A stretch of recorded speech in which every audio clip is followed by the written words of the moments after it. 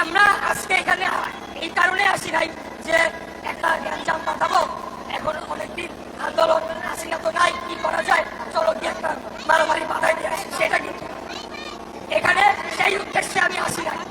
এসেছি যে এখানে একটা সমাধান করতে হবে, এমন শান্তিপূর্ণ সমাধান যেখানে সকল গণতন্ত্রী বলা এবং আমাদের সহযোগী আন্দোলনকারী যতগুলো রাজনৈতিক দল ছিল তারা যাতে পাশাপাশি সহ অবস্থান করে তাদের রাজনীতিটা করতে পারে, ক্যাম্পাসে যাতে সহ অবস্থান করতে পারে এবং আলটিমেটলি একটা নির্বাচনের মাধ্যমে সরাসরি। টানা সপ্তমবারের মতো বেস্ট টিস্যু পেপার ব্র্যান্ড হিসেবে স্বীকৃতি পেয়েছে বসুন্ধরা টিস্যু।